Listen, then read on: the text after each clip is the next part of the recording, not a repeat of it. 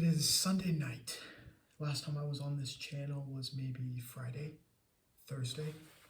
And I'm sure if you're at all watching this video, maybe there's a chance you were able to go back and watch the last one. But I just want to start by saying that I've been very hard at work this weekend.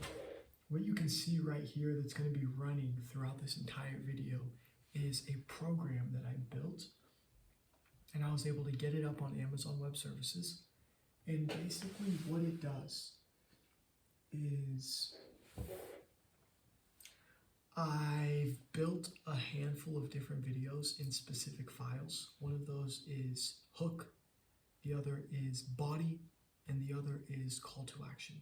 And there are about 20 to 25 different files or MP4 videos in each one of these folders.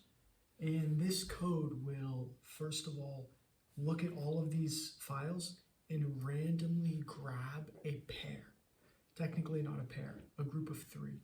It will randomly grab a hook, randomly grab a body, randomly grab a call to action. The next part in this is actually this long snippet right here. It's a little more advanced. It gets all of those videos and compiles it into one video. The videos have already kind of been pre-edited, but it'll also go through and ensure that the videos all are the same sound, like decibels, along with the right video size dimension. So what do I mean dimension? I mean like a 16 by 9 or 1080 by 1920, something along those lines. Instagram Reel compliant sizing. The next step in that is it will grab this brand new video, technically not, but brand new video, unique content, and it flushes the video's metadata. For anyone who doesn't know what metadata is, it basically is back-end code on every single file that you put on the cloud that says this is where the video was taken, latitude and longitude, city, location. This is the device that it was taken on, iPhone 14, 15, 16, 17, Pro Max, etc.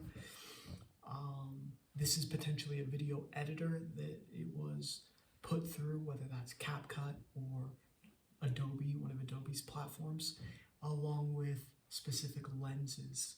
So whether it's an iPhone lens or a Samsung lens, just a lot of specific details that is a lot of the reason why people will get their accounts flagged, or people will, it's because metadata will always kind of tell these these billion-dollar companies what's actually going on. So I go through, flush the metadata, and I add a bunch of new random metadata. Different iPhone devices, different locations, different timings, all of it's very logically sound. So we're not putting in South Africa, latitude and longitude, and saying that the video was made in New York City. No, it's all very sound.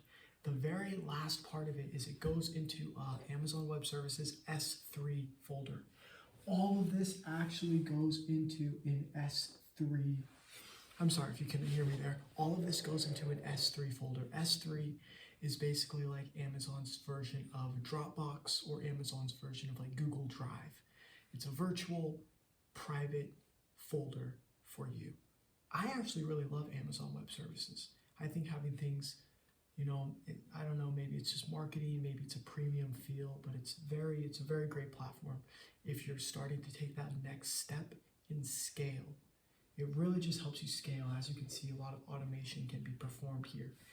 Versus if you're running, like you can run Google Drive automations and Dropbox automations. You can kind of implement like Zapier, but this is all coded, line by line via Python. The very last step in this is I'm using Meta's Graph API. Meta's Graph API basically gives you, the user, and actually your Facebook Business Manager, the ability to perform actions on a Facebook business page or an Instagram business page via code. So whether those actions are commenting on posts, liking people that have commented on your posts, or sending out DMs, or posting. This is why a lot of these companies like Pally or like Sprout Social, a lot of these platforms, they have really strong partnerships with Facebook's Meta development program, and they're able to really scale this up. But I use my own personal Facebook Meta Graph API. And the very last part of this is it grabs that brand new unique piece of content and it posts it. Now, I've been able to scale up. I think I have 16 different accounts. And honestly, this is just the beginning. My goal would actually be to build this content machine and then use 11 labs, kind of intertwine it in the mix so that 11 labs can then use, it's actually a program called Whisper. Whisper is made by OpenAI. Side note, OpenAI has a monopoly across all forms of artificial intelligence, machine learning, reinforcement learning, all of the above. It uses a program called Whisper that will basically transcribe your entire video, get that transcription, throw it into 11 labs. 11 labs will then sprout me up a new transcription in Spanish, in Romanian, in German, in French.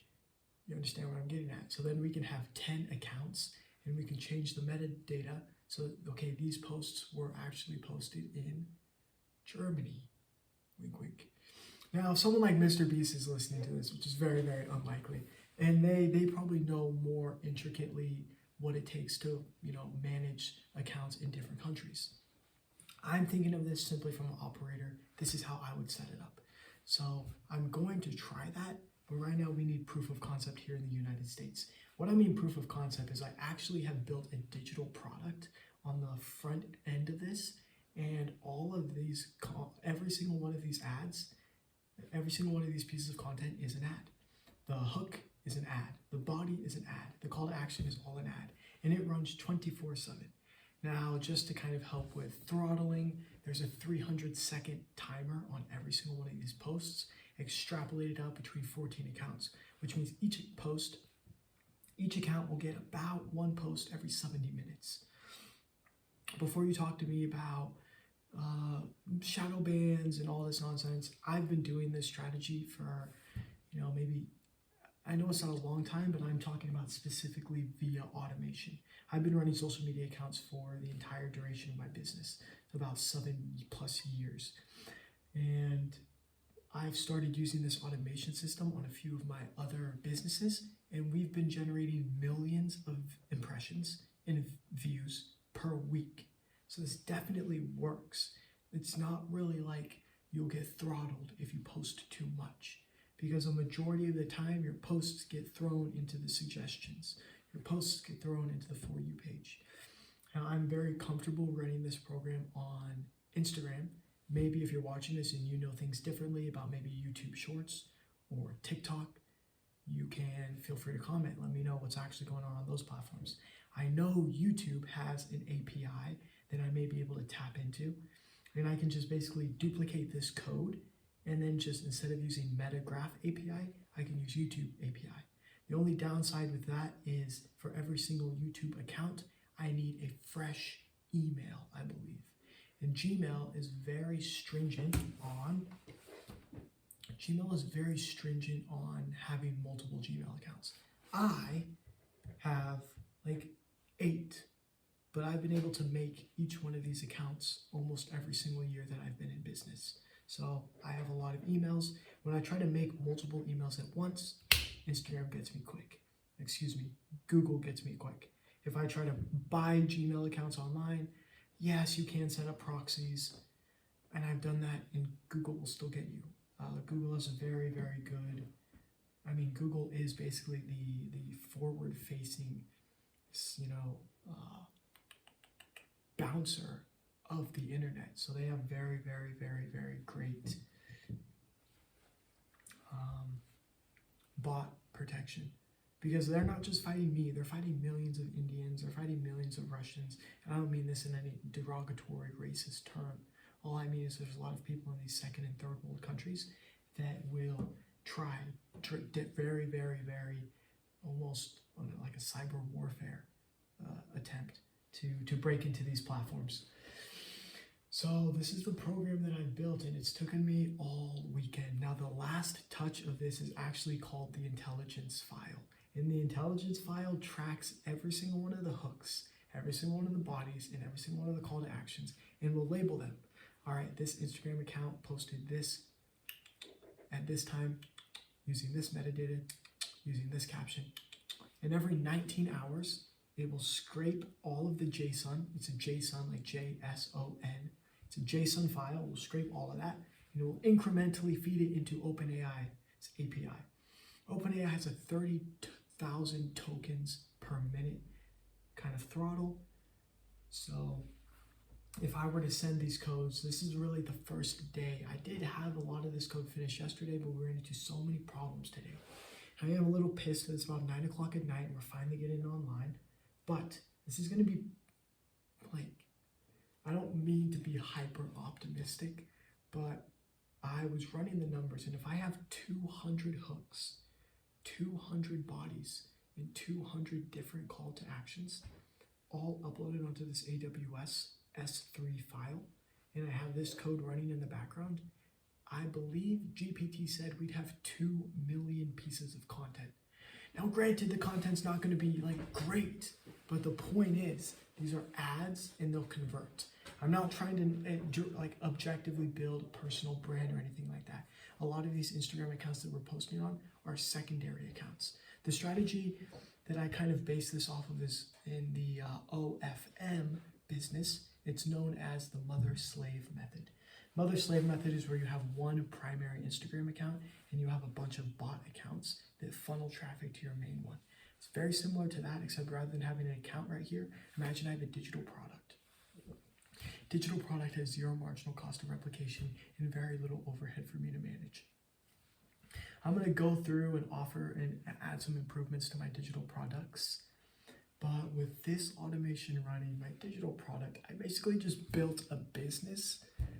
And like I said, I don't want to be too optimistic, but if we were running like 2 million pieces of content, objectively, like this thing could be posting, I think GPT said for 76 years. I have 76 years worth of content. If we extrapolate every 5 minutes, 300 seconds, every 5 minutes, a new post, a new post, a new post. And it bases this off of different variations. So it'd be like hook 1, body 4, call to action 19. Hook 2, body 3, call to action 37. It just rotates all of it around. I'm not necessarily saying I'm proud of what I built. If any of you are like addicts to just like business, maybe you can relate, but once I got it up and running, I actually told ChatGPT like what's next? Like, that's super boring. I just built it. Like, cool. Like, what's next? I want to build something better. I want to build something greater. We were just talking about the 11 Labs integration and putting a multicultural, multi-language aspect to my content. That would be cool. That would be cool, but especially if the content faces the user like Russian, then it's only going to appeal to Russians. I've just cornered my own market. Because if you're American and you see a video in Russian, you don't know what they're saying, you're going to keep scrolling. And eventually, if you can extrapolate this between 5 days, 10 days, 30 days, Instagram will realize, okay, account XYZ posts Russian content, and it's going to start pushing my content to Russians. That's how the algorithms work. You need time to kind of train it. If you have a brand new account, you can train it a little easier. If you're repurposing accounts, it may take some more time. But I'm very proud of this system. Now, here's the last catch. That is why it's just like super, super, super cool. There's also a feature in MetaGraphs API where, I don't know if I already said this, but yes, you can comment and you can actually go into the DMs. So a lot of people already use these, but the point is I coded my own version of it and it costs me nothing. All right.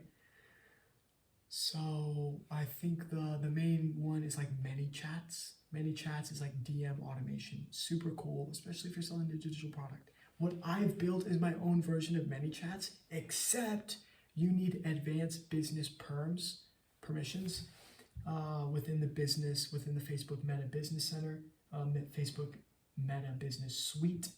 So what I did is I went through, I verified my business. My business has been verified on Facebook. Now I just need to wait for the developers aspect to actually verify my application. So there's like facebook.com and then there's like business.facebook, and then there's developers.facebook. Facebook having last time I checked, it was worth $600 billion, and that was almost 3 years ago. I know as someone who invests in markets, I should be a little more aware of these things. What is Facebook's market cap? This is how my content's going to be. I know a lot of people on YouTube will post very clean, cut, direct, concise content. Boom, boom, boom, with nice editing and all of that. I'm just going to be shooting from the hip. Let's take a look, because it's Sunday, so that means the markets are already going to be open in the Asia session. Or, excuse me, the European session is going to be opening up very soon. I'm sure the Australian markets are quiet right now. Sunday is always a very quiet day.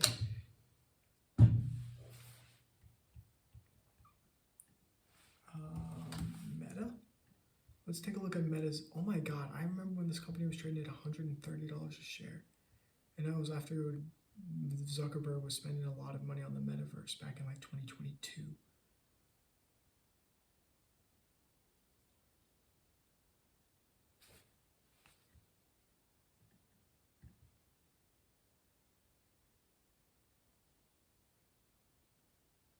Yeah.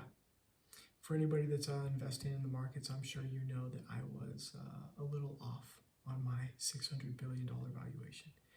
Meta's worth $1.8 trillion.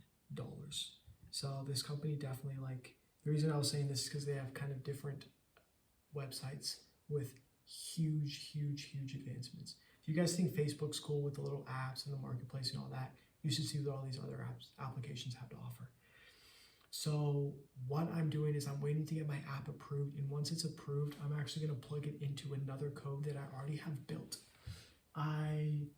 This is not headless, so I need to keep it running.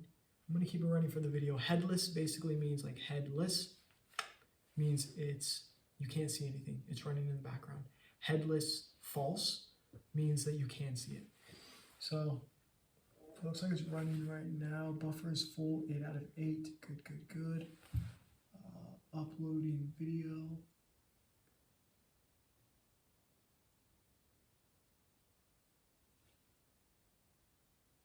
Good, good, good. I'm going to take a look at all of these and make sure it's all running smoothly. I downloaded Jordan, not really I downloaded it, but I've read Jordan Belfort's The Way of the Wolf book. It was one of the first business books that I actually bought. I remember I was like 18 years old and I was in Les Schwab getting my tires on credit. And I bought Way of the Wolf. And I sat there while they were fixing my tires and I listened to the book and I thought it was absolutely spectacular. Really amazing. Regarding like business books and like reading, it's like a very, very like beginner friendly, just regarding his like literature and English skills. It's a very, very easy book to understand. A few pictures. But The Way of the Wolf basically describes just a couple of good principles that I think anybody in sales could agree with. One of those is of course, maintaining your frame.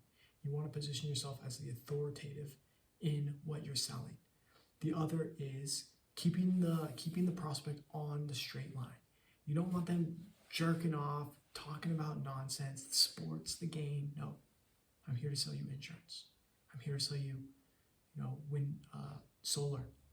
I'm here to sell you a TikTok shop, right? You want to ensure that the straight line is always being adhered to. And then there's other ways that you can just, insert authority, competence in your field. So I basically downloaded a bunch of notes from that. I imported it into a ChatGPT prompt and I added context. So what that basically means is every single time someone DMs one of the accounts or comments a specific keyword under one of the accounts, it will wait a few seconds and then it'll reply to the comment, like the comment, follow the user, and then send the user a message. Why did we follow them? Well, just in case I need to go in personally and follow up with them.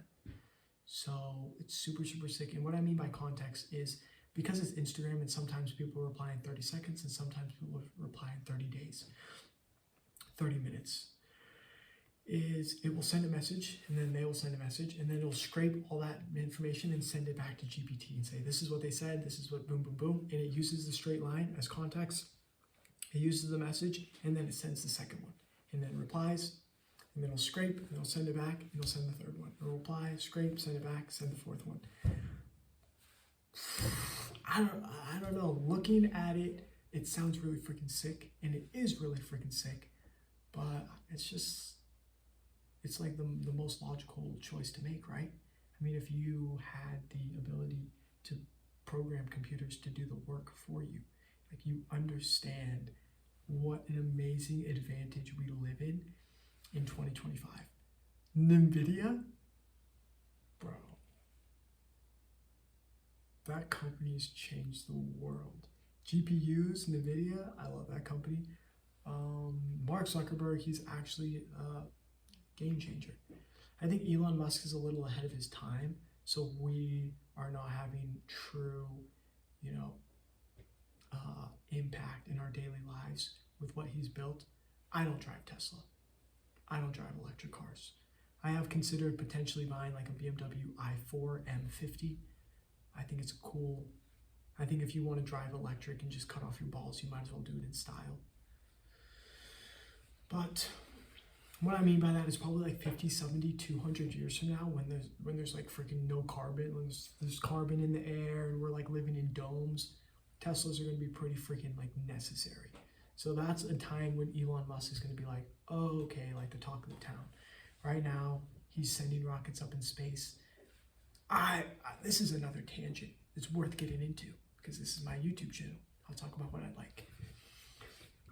I think that there is a pattern that I've noticed when it comes to industries and mainstream adaptation. What I mean by that is Bitcoin. Think back to Bitcoin in like 2008, 2009, 2010, 2013, 2015, 2019. Bitcoin was not accepted. Now in 2019, I was about to graduate. I was a junior, I was going into my senior year, class of 2020. So yeah, technically 2019, I was a senior in high school. I was actually going to college, running START, and I had no high school classes whatsoever. But I did not know about Bitcoin. One of my buddies had actually brought it up once or twice, and I knew he was in. I think back then it was around $300 he said he had bought in. Maybe he said he bought in like a year or so earlier, but I remember he brought up the word like $300 per Bitcoin. This is not something I heard about. This is not something I participated in. And back in 2019, we were on Instagram, running theme pages, building dropshipping stores, Facebook ads, Instagram organic. Before TikTok organic, it was Instagram kind of organic. Instagram, theme pages, Instagram organic for e-commerce dropshipping. Why I'm getting at that is because let's pick another industry. Digital products or info. People that sell courses. People that sell courses, there's this persona online that selling a course is like the coward's way out. And I thought about this, and I just want to present to you a scenario. When we get to the point where Nancy, your neighbor down the street, is selling a course online on how she can, grow tomatoes in her backyard, or, actually no, not her backyard, but like grow tomatoes in the small little plants and put them in front of your window, and then you have to repot them. When you have a course on that, or you have some girl you met and she has a course on painting, and like selling information online is super mainstream and almost expected, nobody's going to be shaking their head and laughing. And I think that's a vision that Iman and like Sam Evans and maybe even Alex Hormozi can potentially see. That's why they are like online education, info products. Some of them have been able to build a stronger business model. Like Iman runs heavy on cash flow and actually bottom line profit. So like the business model can be incrementally improved. And then Alex Hormozi has gone as far as, first principles almost, or like maybe going up market, down market, adjacent markets. And he's actually bought the platforms.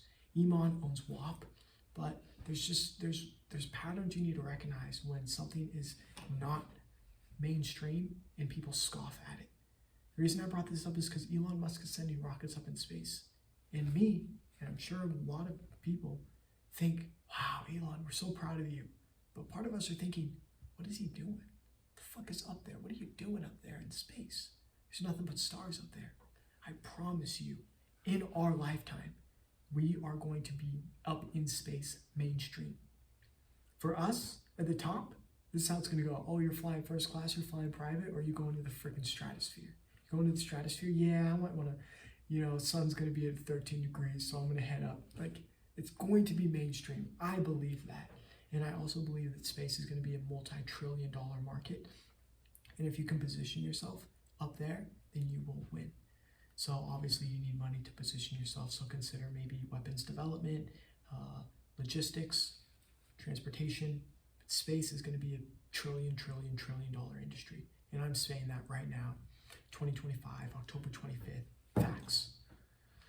So I just wanted to quickly document what I built. Boom. It's really amazing Python code. It will basically post content across a bunch of different social media accounts 24/7. And the intelligence aspect actually goes back into the very beginning of the process. And we'll say, okay, we're going to split test creative hook 13 with hook 2. And we're going to run it for 19 hours and see which one performs. Why do I say 19 hours? I believe 19 hours is a long enough time where you can watch for anomalies. You're not watching for like massive growth. You're watching for anomalies. So what do I mean by that? If you're averaging like 2,000, 4,000, even like 2,000, if you're averaging 2,000 views, 3,000 views a video, but within 19 hours, one of your video is up like 1,300% or something along those lines. If there's an anomaly, that's the type of information, percentage, and time duration growth that these AI machines can actually build off of. If you say, and you have to be very understanding of how these machines work, because if I were to set it up where every hour it scrapes all the accounts and finds out which one has the most views, the post that was posted 13 weeks ago is going to have more views than the post that was posted 2 hours ago. So there's certain ways you need to think about how you tell these computers what to do, and it's super frustrating. It's super frustrating figuring it out, but I was able to make it happen. So I'm very proud of what I've built. If you have any questions on what I've built, feel free to comment, let me know. And I just want to start by saying I think it's a little interesting that I have absolutely 0 subscribers, 0 views, and here I am, confident as a freaking cow, confident as a bull meeting 5 cows out in the fall, talking to my freaking phone at 10 o'clock on a Sunday. Life is good. I'm really proud of what I built here. And I guess now what I want to do is I'm going to close this out. I'm going to open it back up and I'm going to run it headless. So it's going to be running up on Amazon Web Services until I get back to the office tomorrow morning. Then what I want to do is I'm going to clean all of this up.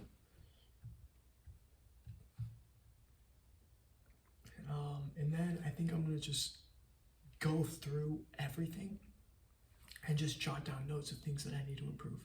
I am an INTJ. If anybody knows Myers-Briggs, I'm an INTJ. And I watched a couple of videos online about other INTJs and the way they think, and they all attested to the fact that like sometimes we'll get stuck down a rabbit hole and we'll just keep digging and keep digging and keep digging, we'll get distracted. And it's not necessarily more like an ADHD thing. It's more like, oh, I'm working on this code, but oh, I need to verify my business manager. So I'm just going to focus 150% of my effort on building this business manager. And then, oh, while I'm building this business manager, I see that 3 of my accounts are not connected to the right business page. And then we just start getting down a rabbit hole. So what I've been trying to do, and I actually came across the advice from Kevin Paffrath, is when some of these ideas come into your head, just write it down. Okay, I need to do this. Write it down. Okay, I want to fix this. Write it down. I need to improve the thumbnail. Write it down. I need to add this script. Write it down. Just write it down. Write it down and get it out of your way and make sure you stay focused. Also, I'm in a fast right now. I don't know how long I've been fasting. I actually I have it pulled up on this computer. It's this computer. And if anybody has these new Macs, can we all agree that this new freaking iCloud sync is super dumb? I think it's dumb. I appreciated the difference between my mobile device and the application and the user experience, user interface, versus this. This is freaking bad. I don't like it.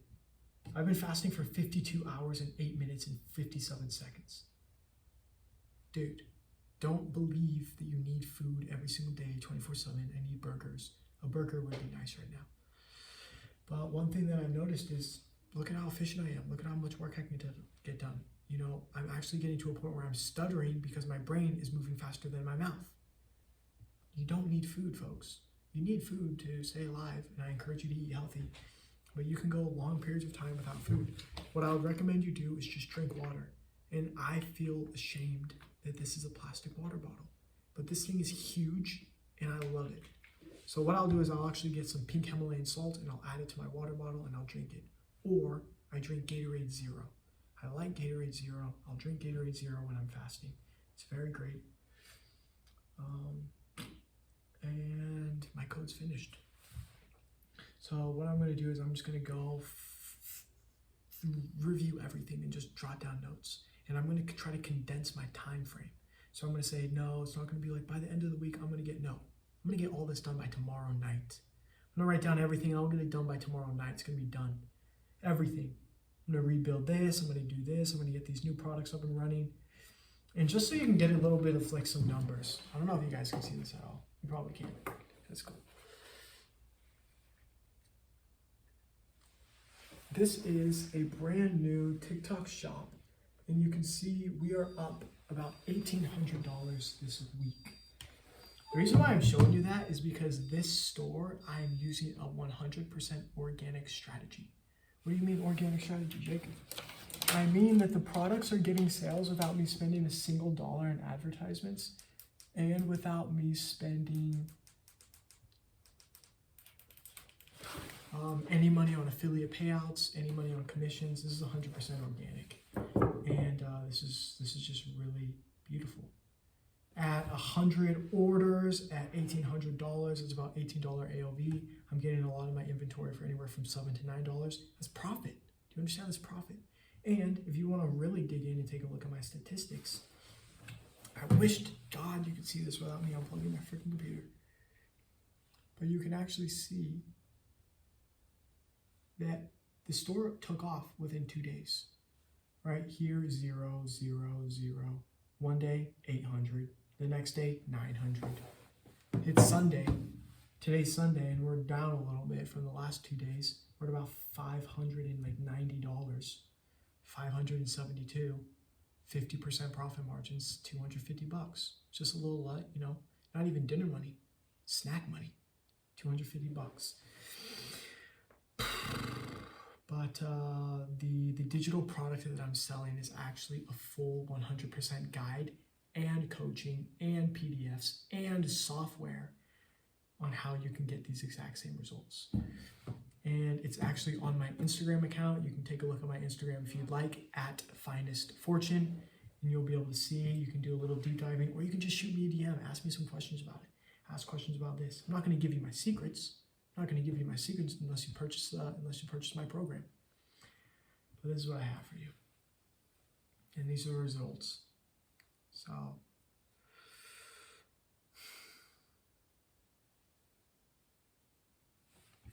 the reason why this is stopped is because I have it set to run for 8 for 8, which means when there's 8 videos that have been fully created and they're in the pending queue, they post one video every 5 minutes, then this program will pause and it will wait. Then when it goes to 7, it will run again, get it back to 8. I think that's fair. I think that's fair. What can happen is maybe I can open up multiple different apps within my one Metagraph API, and each app can be connected to a different business manager. Each business manager can have like 10 to 15 different accounts in it. And then we can start running this where it posts one piece of content every single minute.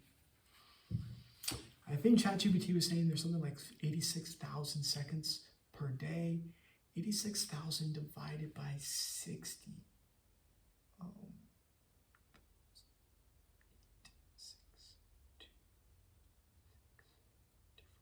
Is that like 1,200? Is there something around like 1,200 minutes per day. Oh wait, I can just do 24 times 6. 2. Yeah, it has to be like 24. I'm gonna bet, I'm gonna say it's 1,280 something. How many minutes in a day? This is not your typical YouTube video. This is a freaking like live stream at this point. God damn. It's 1,440. I was off by 280, 440. I shouldn't be doing math right now, Jacob. Focus up. Focus up. But yeah, this is all the video has today. If you watched it, I really appreciate that. That's really awesome. Thank you for watching this video all the way through. And if you didn't, you're missing out on really awesome information. Hopefully this can like kind of spark your guys' ideas on building systems, building cool systems. You don't want to like be a crux. You don't want to be a crutch in your business. You don't start a business so you can just go around on Facebook and tell people you have a business. You start a business, you can make money. You want to make money, and you want to understand that markets will implode on themselves. Markets will not last forever. Tesla will one day go out of business. Facebook will one day go out of business. The oil industry will one day go out of business. Whether it's tomorrow or it's in 1,000 years, it will one day go out of business. What does that mean for you? As a business owner, don't get stuck up in your single business. If you're selling info products on Threads and you're making $1,300, $1,700 a day, don't get comfortable. That business will one day fail. You need to consistently pivot. You need a skill stack. You need to figure out how to build better systems so you can leverage out your time. Leverage out your time. Do you know how long it takes me to post? Oh, it just completed like 3 posts in the last minute. This is beautiful. This is beautiful. And what's interesting is this would probably be really valuable to people that have really big social media brands. I could say, listen, this is what my service is. I'm going to sell you this. Boom, boom, boom. We can drum up 30 different social media accounts for you. We can have each one of these accounts target different parts of the world. Or, even better strategy, we can have 50 different accounts for you. We can have each individual account target a different state. How do you target a state? There was this one e-commerce ad that I saw, and I thought it was very effective. He just kept saying, Utah business owners. I don't live in Utah. For some reason, I kept listening to it. Utah business owners. Utah business owners. If you say keywords like that, it actually resonates very well with the people in Utah. And for some of us that know about Utah, we're like, hey, I feel left out. What's going on with the Utah business owners? Hey, what about me? So it's just something to consider, drumming up multiple different accounts. There would need to be a certain level of logic I would need to add to it. And I was actually thinking about it before. We would need to have some sort of loop, multi-dimensional loop, where with the intelligence, it kind of tracks the video from beginning to end, but we would need to track the video. We would need to track the video from end to beginning. So what do I mean by that? That means if we're posting on a Utah account, that means from the very beginning of the video getting, compiled, and then metadata, and then all this, it needs to know, okay, this video is getting posted in Utah. So that means the metadata needs to be Utah. That means the tonality needs to be Utah. Boom, boom, boom. That means the hashtag generations need to be for Utah. And then by the time it gets there, the auto poster needs to say XYZ video. It reads the note, or kind of like, think of like JSON file. It says this video is going to go on Utah account. Grabs the video, posts it onto the Utah account. Jacob, why are you able to build such amazing systems? Jacob, how are you so smart? Thanks. I told you before, I'm an INTJ. I'm not trying to jerk off about freaking Myers-Briggs, but I think if you can understand your personality type, you can really position yourself in industries where you'll succeed. For someone like Iman Gadzhi, actually, and maybe I'm wrong, maybe I'm right, people believe that he is an ENTJ. So the difference between me and Iman is I, on my part, stands for introverted. E, on his part, stands for extroverted. Honestly, I've seen a lot of Iman's videos. I've heard a lot of him, a lot of the ways he talks. I resonate drastically with him. He might be an INTJ. So what does the I mean? It means you're introverted. What does the T mean? It means you're intuitive. It means you're intuitive. You can spot patterns. Excuse me. N means intuition. And then I believe the opposite, let's talk about it. Let's talk about MBTS, MBSI, MBTS, MBTI types, and each letter. OpenAI, I said this in the last video, OpenAI is literally a duality of yourself. You guys need to have this tab open 24/7. I heard this entrepreneur once, he was on a freaking yacht chilling down in Miami. He said he's paid for the multi-premium service of this, $250, and he has basically the voice open 24/7 talking to him. I've built my own version of that. I don't know if the last video you saw, I basically call it Jarvis. And I strum it up. Jarvis will welcome me to my day. It'll tell me about my day. It plugs into my Notion. It plugs into my calendar. It tells me about different events. It plugs into my emails. It tells me when I get emails because there's Notion APIs, Google Cloud API.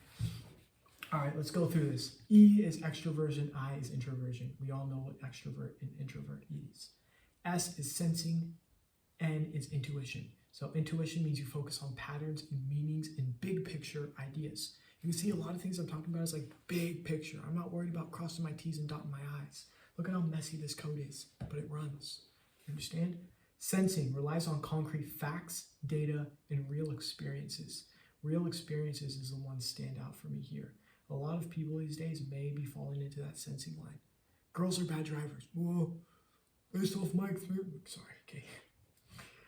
Thinking. All right, the next is thinking versus feeling. INT. T for thinking. Let's go through it. Thinking means making decisions using logic, analysis, and objectivity. I am 100% objective. Feeling makes decisions using empathy, harmony, and values. That's still very beautiful. And then the last one is J versus P, judging versus perceiving. J prefers structure, plans, and closure. Perceiving is flexible, spontaneity, and exploration. So I've met a lot of women, and interestingly enough, a lot of the women that I've met and I've kind of been naturally attracted to are kind of my opposites. They're really outspoken, extroverted women. They are very quite emotional. So, you know, I basically just brought up 99% of all women that exist in this world. I'm sorry that you have to deal with my incompetence. But I think it's good that you try your best to learn as much as you can about yourself. With that being said, what else is something about me? Aquarius. Zodiac's not real.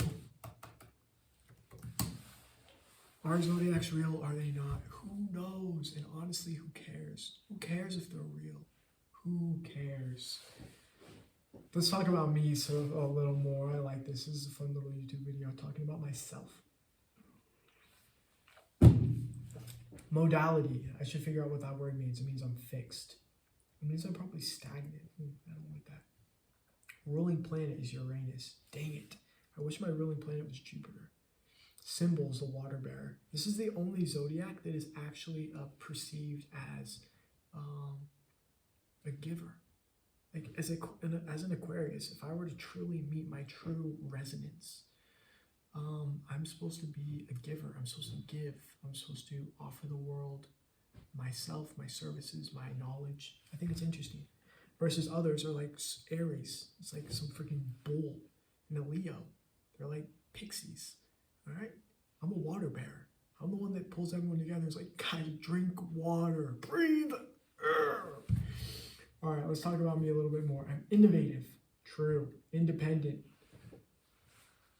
True. Visionary.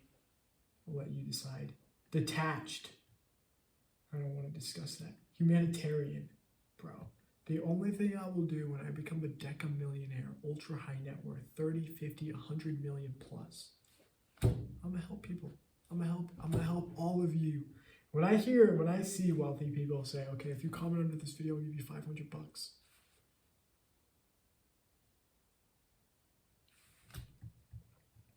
They think like scientists, they move like rebels, and they talk like philosophers. Zodiacs aren't real. I like the Chinese zodiac. If you know anything about the Chinese zodiac, it's a very more interesting, elaborate zodiac. I am a snake, and I'm a metal snake.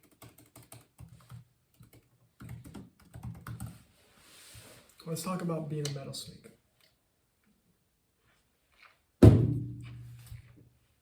Now we're moving into the Chinese zodiac. Metal snake, wood, fire, earth, metal, and water. So it's basically different elements with your specific animal. So if I'm the snake, that means my polarity is yin. My core themes are strategy, refinement, transformation, and inner power.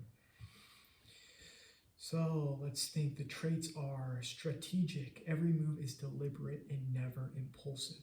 Intuitive, feels the energy in the room instantly, reads people like open books. I think I'm very good at reading people, but I'm 100% sure that there are other people, especially women, that are much more, able to read people than I am. Charming, smooth in speech, elegant in demeanor, and people are drawn to their calm authority.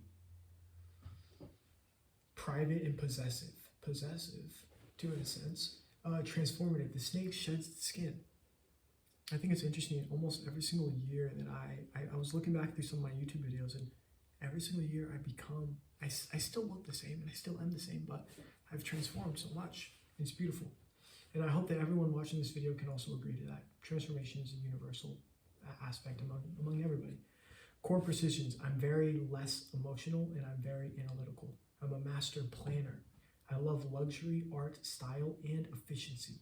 I love efficiency. Nothing pisses me off more than incompetent people. Unbreakable will. When a metal snake commits, failure isn't an option. Shows very little vulnerability, emotional expression, and strategic, not spontaneous. Ask any of my girlfriends and they will. They will agree. They resemble an INTJ hybrid. Bro, I swear the stars were aligned when I was born. The stars were aligned when I was born. Jacob, we're gonna make you a master strategist. All right, how are we gonna pull that off? Well, let's make him an Aquarius INTJ snake. Let's make him a freaking Aquarius INTJ metal snake. Oh. What do I love? What do metal snakes thrive in? Business, entrepreneurship, technology, systems design, psychology, strategy, finance. This is an hour-long video, bro. I hope you haven't made it this far. Art, music, aesthetics-driven leadership. Were we talking like sexy women in power? All right. So they succeed by building empires quietly. I shouldn't be reading this. This is classified information at this point. Let's talk about me and love and relationships. Ooh, exciting. Hard to win, harder to keep. They expect excellence, not effort. They want depth and intelligence. They test others subtly, not to manipulate, but to ensure authenticity. And once they commit, they're devoted for life, but expect total privacy and respect for boundaries. Dark side can become too calculated or emotionally detached. Perfectionism can make them lonely. If betrayed, their silence is more dangerous than anger. All right. I just want to add to this that I never feel lonely. Let's kind of go into some details. What is the difference between metal snake and wood snake? Just so we can see the difference between the elements, and then we'll switch around the animals. I think that the Chinese zodiac has a lot more validity than the Western zodiac. The Chinese zodiac offers, I think the Chinese as a culture has been around for an extraordinarily long time. They have a lot of data to back up what they're talking about here. So the snake element is discipline, refinement, and willpower. Temperament is cool, analytically, and emotionally composed. Their mindset is, the metal snake is from 1941 and 2000. Oh wait, I am the metal snake. Gosh. All right, talk about the wood snake. Growth, flexibility, and vision. Their temperament is very warm, diplomatic, and idealistic. Their mindset is an intuitive teacher, growth over control. They focus on building systems, nurturing people, and expanding ideas. Their strength is creative insight, strong empathy, and leadership through wisdom.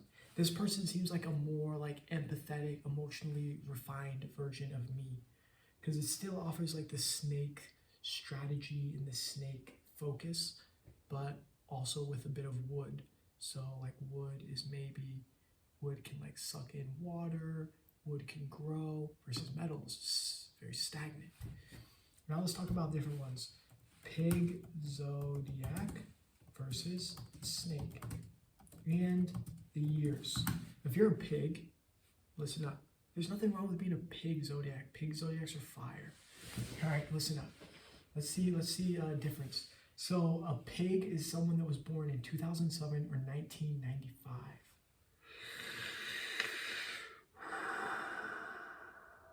Okay, I'm focused.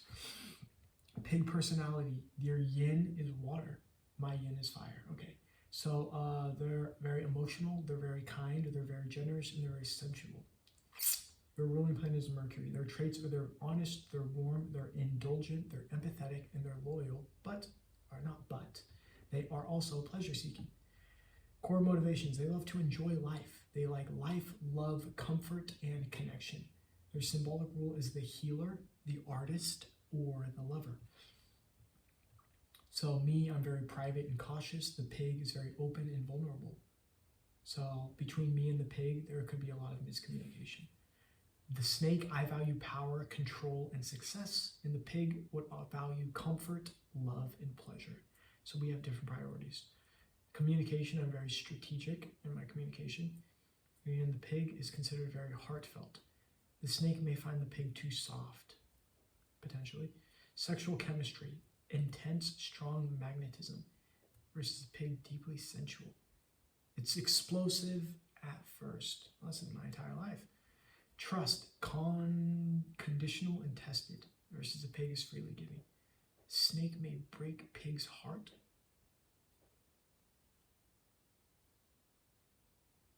Longevity, possible with maturity. True. Dude, why did I choose a pig? Let's just take a step back and ask myself, why did I choose 1995? Jake, do you have something you want to say, my boy? Rattlesnake was born in 2001, but the Chinese New Year is a little different than the normal Western New Year, so I was actually technically born in the Chinese 2001 year.